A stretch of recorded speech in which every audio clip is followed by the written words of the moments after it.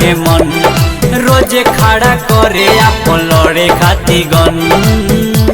हे हे हे हे आहा का बताई सखी अपना भतारा के मन रोजे खड़ा करे अपन लड़े खाती गन। मानेला नहीं तम करे हरदम कहे प्यार करे नी लेके मारे दम रे लेके मारे दम। का बताई सखी अपना भतारा के मन रोजे खड़ा करे अपन लड़े खाती गन।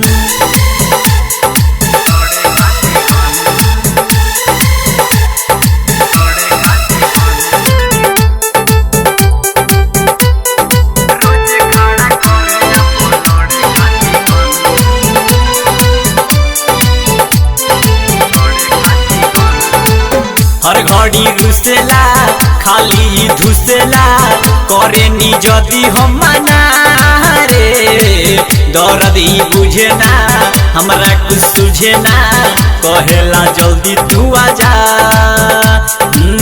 हर घड़ी रुसेला खाली धुसेला करे नी जदी हम मना रे दर्द ही बुझे ना हमरा कुछ सुझे ना कहेला जल्दी तू आजा।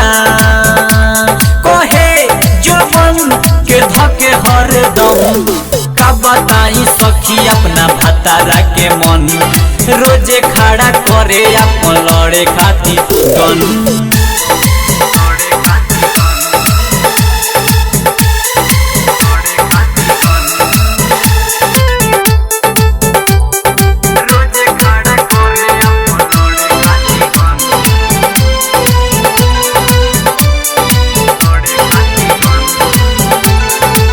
खाली उमारे बाजा तनिको ना बुझे साजा ठीक ना बा विकास के चाल रे।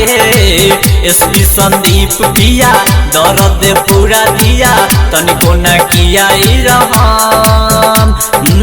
खाली मारेला बाजा तनिको ना बुझे साजा ठीक ना बा विकास के चाल रे। एसपी संदीप पिया दर्द पूरा दिया तनिको ना किया कहे हमके तू दे द छने छन। का बताई सखी अपना भतारा के मन रोजे खड़ा करे अपन लड़े खाती गन। Kumar recording studio Mohammadpur.